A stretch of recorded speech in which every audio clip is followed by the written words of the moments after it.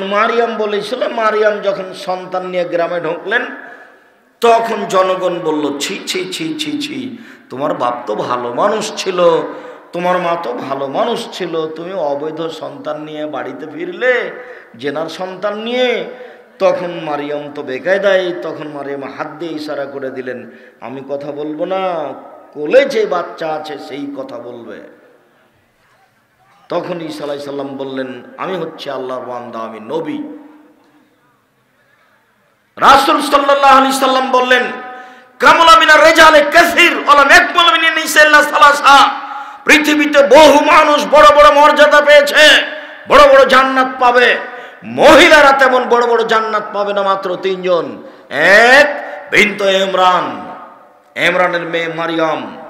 দুই, ইমরাত ফেরাউনের স্ত্রী আসিয়া। তিন, ফজল আয়েশা আলা সাইরিন নিসায়ে কাফজলি সারিদে আলা সাইরি তমে। আয়েশার সম্মান পৃথিবীতে সকল মহিলার উপরে, সারিদ খাদ্য যেমন সকল খাদ্যের উপরে, সারিদ খাদ্য যেমন পৃথিবীতে সবচেয়ে দামি, আয়েশা রাদিয়াল্লাহু তাআলা আনহা পৃথিবীতে সবচেয়ে দামি। তো তিনজনের মধ্যে একজন মারিয়াম চলে আসলেন, যেই মারিয়ামকে গ্রামবাসী বলছে, ছি ছি ছি ছি ছি, তুমি এত খারাপ, তুমি অবৈধ সন্তান নিয়ে গ্রামে ঢুকলে, তোমার মা তো কত ভালো মানুষ ছিল, তোমার মা বাপ তো কত ভালো মানুষ ছিল। তখন মারিয়াম বলছে, কুনতু নাসিয়া মানসিয়া, আমি জাতির সামনে সন্তান কি করে দেখাবো, আমি এমন হয়ে যেতে চাই পৃথিবীর কেউ যেন আমাকে না জানে যে আমি মারিয়াম, এইভাবে ভুলে যেতে চাই। মারিয়াম তার গতিতে কথা বললেন, কিন্তু আল্লাহ মারিয়ামের মর্যাদা কত বেশি করেছেন তা মানুষ জানে না। মারিয়ামের খালু জাকারিয়া তার ঘরে যখন ঢুকলেন, দেখলেন অসময়ে ফল দেখা যাচ্ছে।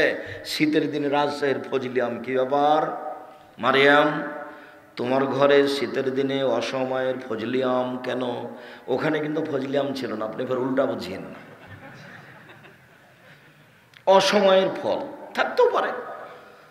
তখন উনি বলছেন, হাযা মিন ইনদিল্লাহ, এটা আল্লাহর পক্ষ থেকে।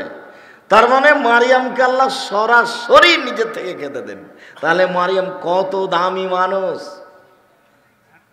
আল্লাহ মারিয়ামকে বলছেন, চিন্তা করছো কেন, হুজি আলাইকে তুসাবাদ আলাইকে রতাবান জানিয়ে, খেজুর গাছে একটু এভাবে আঘাত করতে থাকো, টপ টপ টপ টপ করে তাজা খেজুর তোমার সামনে পড়বে। কত যে তার মর্যাদা আল্লাহ বেশি করে দিয়েছেন। যদিও খাদিজার সম্মান তিনজনের চেয়ে বেশি মনে হয়, এই হাদিসে আসেনি। খাদিজা রাদিয়াল্লাহু তাআলা আনহার সম্মান এই তিনজনের চেয়ে বেশি মনে হয়, যদি অত্র হাদিসে আসেনি। কেন? আল্লাহ নবী বলছেন যে, আয়েশা শোনো শোনো, আয়েশা তোমাকে জিবরাইল সালাম দিল। তখন আয়েশা বলছেন, আলাইকা আলাইহিস সালাম, আপনার উপরেও সালাম, জিবরাইলের উপরেও সালাম। আপনি তো জিবরাইলকে দেখতে পান, আমি তো দেখতে পাই না। তখন এক বিছানে তিনজন, আল্লাহর নবী, জিবরাইল, আয়েশা রাদিয়াল্লাহু তাআলা, এক বিছানে, এক লেপের নিচে তিনজন। কে কে? জিবরাইল আলাইহিস সালাম, মুহাম্মদ সাল্লাল্লাহু আলাইহি সাল্লাম, আয়েশা রাদিয়াল্লাহু তাআলা। এক খাটে এক বিছানে তিনজন, কিন্তু আয়েশা রাদিয়াল্লাহু তাআলা দেখতে পান না। তাহলে আয়েশা রাদিয়াল্লাহু তাআলা অনেক দামি মানুষ, জিবরাইল এসে সালাম দেন। এবার দেখেন, আবু হুরায়রা রাদিয়াল্লাহু তাআলা আনহু বলেন, জিবরাইল আলাইহিস সালাম আল্লাহর নবীর কাছে এসে বলছেন, আল্লাহর নবী, ওই যে ওই যে ওই যে ওই যে দেখেন খাদিজা আপনার কাছে আসছে, ওই যে তার হাতে একটা বাটি আছে তরকারির, আপনার জন্য তরকারি নিয়ে আসছে। শোনেন, যখন খাদিজা আপনার কাছে আসবে তখন আপনি বলবেন, খাদিজা আল্লাহ তোমাকে সালাম দিয়েছেন, জিবরাইল তোমাকে সালাম দিয়েছেন, তোমার জন্য জান্নাতে একটা ঘর বানানো হয়েছে হীরা মুক্তা মাণিক্য দিয়ে, যেখানে কোনো হইচই নেই। এবার কত বেশি হয়ে গেছে জানেন? সালাম জিবরাইল দিলেন, তো জিবরাইল আয়েশা রাদিয়াল্লাহু তাআলা আনহাকে সালাম দিয়েছিলেন। তখন জিবরাইল বলেননি যে আয়েশাকে বলে দেন যে আয়েশা, তোমার জন্য একটা হীরে মুক্তা মাণিক্য দিয়ে জান্নাতে ঘর বানানো হয়েছে, যেখানে কোনো হইচই নেই। এই কথা জিবরাইল আয়েশা রাদিয়াল্লাহু তাআলা আনহার ব্যাপারে বলেননি। তবে খাদিজার ব্যাপারে বললেন যে আপনি খাদিজাকে সালাম দেন আর বলেন যে খাদিজা, তোমার জন্য জান্নাতে একটা ঘর বানানো হয়েছে হীরা মুক্তা মাণিক্য দিয়ে, যেখানে কোনো হইচই নেই। এক। দুই, খাদিজাকে বলেন যে আল্লাহ আপনাকে সালাম দিয়েছে। তখন আল্লাহ রসুল বলেননি আয়েশাকে যে আয়েশা, আল্লাহ তোমাকে সালাম দিয়েছে। আয়েশার সময়তে আল্লাহর পক্ষ থেকেও সালাম নেই, আর আয়েশার সময়তে জান্নাতে ঘর বানানোরও কথা নেই। এখন বুঝতে পারলেন কি না আমি যে কি বুঝলাম? মনে হচ্ছে, বোঝা যাচ্ছে যে পৃথিবীর সব মহিলার চেয়ে খাদিজার মান ভিন্ন হতে পারে, হবে বলে হাদিসের পরিভাষা। এদেশে একটা বই পাওয়া যায়, বইয়ের নাম আদর্শ নারী। মনে করিয়েন না যে আদর্শ নারী না কিনে আব্দুর রাজ্জাক সাহেবকে ঠকিয়ে দিচ্ছি, এটা মনে করিয়েন না। এটা মনে করবেন যে বইটা না কিনে আমি ঠকে গেছি, এটা মনে করিয়েন না। জাতির যদি রাস্তাঘাট করে দিতে না পারি, জাতির যদি স্কুল কলেজ করে দিতে না পারি, জাতিকে চূড়ান্ত সঠিক ধর্ম দিতে পারবো ইনশাআল্লাহ। ধর্মের ব্যাপারে জাতিকে ফাঁকি দিয়ে পরকাল হারাতে রাজি নই। মনে বড় স্বাদ, এদেশের মাটিতে উন্নত মানের প্রতিষ্ঠান গড়বই গড়ব ইনশাআল্লাহ। সেটাই জামিয়া সালাফিয়া, যেখানে ছেলে মেয়ে বাংলা, ইংরেজি, আরবি উন্নত মানের শিক্ষা অর্জন করে জাতির অন্যায়ের বিরুদ্ধে লড়বে। মুখে কলমে মিডিয়াই, মুখ দিন রাত বলছি, কলম এসব বই পুস্তক, মিডিয়া যেসব মিডিয়া দেখছেন আমাদের সাথে আছে। সারা পৃথিবীর পুরুষ নারী অনলাইনে যারা আমাদের সাথে এই মুহূর্তে আছেন, সমস্ত দিনী ভাই বোনকে বলছি, দিনী ভাই বোন, আমার একটা দাবির কথা মনে রাখবেন। আমার মনে বড় স্বাদ, এদেশের মাটিতে আমি উন্নত মানের প্রতিষ্ঠান গড়বই গড়ব ইনশাআল্লাহ। সেটাই জামিয়া সালাফিয়া। আমি তার জন্য অর্থের দাবি জানাইনি, তার জন্য দাবি জানিয়েছি দোয়া করতে হবে, আল্লাহ তুমি জামিয়া সালাফিয়াকে কবুল করো। অর্থের কথা বললে তখন একটু হতাশা হতাশা ভাব লাগবে। মাসে 26 লক্ষ টাকা বেতন লাগে, তাহলে তো আল্লাহ সমাদে এত টাকা, আমিও চিন্তা করি এটা হয় কি করে, আল্লাহ দেন। তো ওই চিন্তা করে হবে না, আগে দোয়া করি, তারপর দেখা যাক কি হয়। আর বাড়ি ঘর তো নির্মাণ আছে, আপনি হয়তো জাননি। আপনার বাড়ির পাশ থেকে আমি আসলাম, এই যে ডাঙ্গিপাড়া এখানে আছে, কত দূর হইতে পারে এখানে অনুমান? গেছেন কোনোদিন? সম্মেলনও জাননি। আপনি আমাকে কি দেখাতে চান? আব্দুর রাজ্জাক সাহেব আদর্শ নারী বই না কিনে আপনাকে ঠকিয়ে দিয়েছি। আব্দুর রাজ্জাক সাহেব জামিয়া সালাফিয়া ডাঙ্গিপাড়া সম্মেলনে না গিয়ে আপনাকে ঠকিয়ে দিয়েছি। জামিয়া সালাফিয়া ডাঙ্গিপাড়া পাওয়ার রাজশাহী প্রায় 25 বিঘা জমির উপর অবস্থান করে, মেয়েদের অংশ ছাড়াই। একটা মসজিদ 2 তলা কমপ্লিট হয়ে গেছে 90% জমির উপরে, যার একতলাতে 3000 মানুষ সালাত আদায় করতে পারে। কই আপনার সাদ তো আমি বুঝলাম না। দান পরে, আমি দানের কথা বলেছি, আপনার টাকা না হলে জামিয়া সালাফে গড়বে, গড়বেই গড়বে ইনশাল্লাহ। তাকে ঠেকানোর ক্ষমতা মানুষের হাতে নেই। তবে আমি এই কথা বলি যে আপনার দান ছাড়া জামিয়া সালাফে হয়ে যাক, এটা আমি চাই না। কেন? পতিতালয়ের মহিলা যদি কুকুরকে পানি পান করে জান্নাত পেতে পারে, তাহলে জামিয়া সালাফিয়া 10টা টাকা দান করলে আমি জান্নাত পাবো ইনশাআল্লাহ। কেন?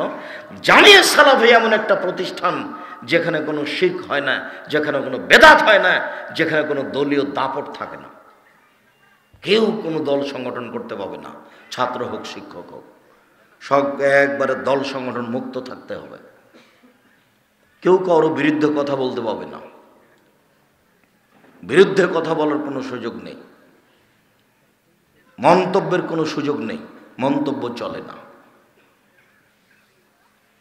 সম্মানিত দিনী ভাই বোন, বলছিলাম আরো এখানে একটা বাক্য থেকে গেল। জামিয়া সালাফিয়া রূপগঞ্জ নারায়ণগঞ্জ ঢাকার জন্য একটা জায়গা বরাদ্দ করা হয়েছে মসজিদের জন্য 200 শতক। মসজিদের জমি কতখানি?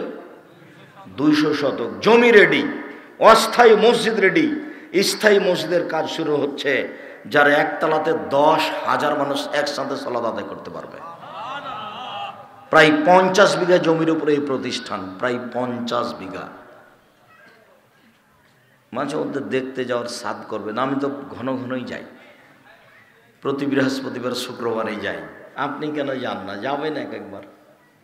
আমি কেন যাই? আমার ঠেকা বাঁধেছে? আমার ঠেকা বাঁধেনি, আমি আপনার জন্য যাই।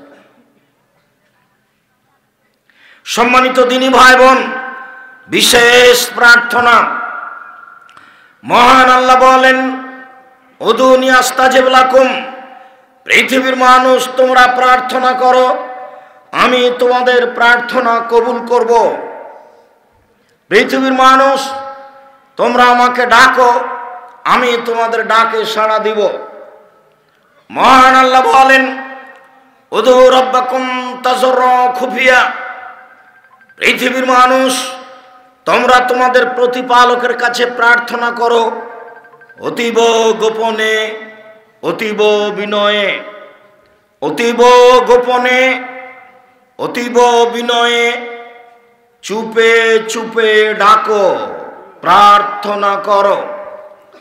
মহান আল্লাহ বলেন ওয়াজকুর রাব্বাকা ফি নাফসিকা তাজাররা খিফা, মুহাম্মদ সাল্লাল্লাহু আলাইহি সাল্লাম আপনি আপনার প্রতিপালককে ডাকেন অতীব বিনয়ে, ভয় ভীতি নিয়ে, অতীব বিনয়ে, ভয় ভীতি নিয়ে।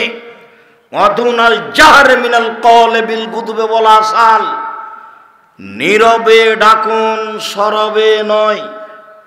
চুপে চুপে ডাকুন, শব্দ করে নয়। নীরবে প্রার্থনা করুন, সরবে নয়। সকালে বলুন, বিকালে বলুন, সকালে ডাকুন, বিকালে ডাকুন, সকালে বিকালে প্রার্থনা করুন। আবু হুরায়রা রাদিয়াল্লাহু তাআলা আনহু বলেন রাসূল সাল্লাল্লাহু আলাইহি সাল্লাম বলেছেন পৃথিবীর মানুষ লান লাইশাদ্দাদ দ্বীন আহাদুকুম ইল্লা গালাবা আলাইহি, কেউ যেন দিনকে নিজের উপরে কঠিন করে না নেয়। একদিনই অনেক কিছু করবে, তারপরের দিন কিছুই করতে পারবে না, এমন যেন না করে। শোনো, সাদ্দেদু, মধ্যম পন্থায় আল্লাহকে ডাকো। অকারেবু, পরিমিত করে, পরিমাণ মতো ডাকো। অস্তাইনু, আল্লাহর কাছে সাহায্য প্রার্থনা করো। বিল গুদবে ওয়াল আসাল, সকালে সন্ধ্যায়। ওয়াশাইইম মিনাদ দুলজা, রাতের অন্ধকারে। অত্র বুখারী মুসলিমের হাদিসে এবার 3 বার হয়ে গেল 24 ঘন্টায়। 1 সকালে, 2 বিকালে, 3 রাতের অন্ধকারে। অবিল আসারে হুম ইস্তাগফিরুন, পৃথিবীতে লক্ষ কোটি মানুষ যারা চলে গেছে আজও আছে, তারা রাতের শেষ অংশে ক্ষমা প্রার্থনা করে। আল্লাহ, রাতের শেষ অংশে সাহারির সময় তোমার কাছে ভিক্ষা চাচ্ছি, ক্ষমা, তুমি ক্ষমা ভিক্ষা দাও। অত্র আয়াতে প্রমাণ হয় লক্ষ কোটি পুরুষ নারী শেষ রাতে প্রার্থনা করে। অত্র বুখারী মুসলিমের হাদিসে প্রমাণ হয় সকালে ডাকো, বিকালে ডাকো, রাতের অন্ধকারে ডাকো। শেষ রাতে ডাকো, রাতের অন্ধকারে ডাকো। জাবের রাদিয়াল্লাহু তাআলা আনহু বলেন রাসূল সাল্লাল্লাহু আলাইহি ওয়াসাল্লাম বলেছেন ইন্না ফিল লাইলি লাসা, নিশ্চয় রাতে একটা সময় রয়েছে লা ইয়াফিকুহ রাজুলুল মুসলিম, যে কোনো পুরুষ, যে কোনো নারী, যে কোনো পুরুষ, যে কোনো নারী ওই সময়ে ইয়াসালুল্লাহ খায়রান মিন আমরিদ দুনিয়া ওয়াল আখিরা, ইহকালের কল্যাণ চায়, একটা গাড়ি বাড়ি চাই, জমি জায়গা চাই, টাকা পয়সা চাই, শত্রুমুক্ত চাই, ছেলেকে বড় হওয়া চাই। ওই সময়ে পুরুষ নারী যা চায় ইহকাল ও পরকালে ইল্লা তাহু, আল্লাহ সেটা দেনি, দিবেনি। যাও দিলাম। একাধিক হাদিসের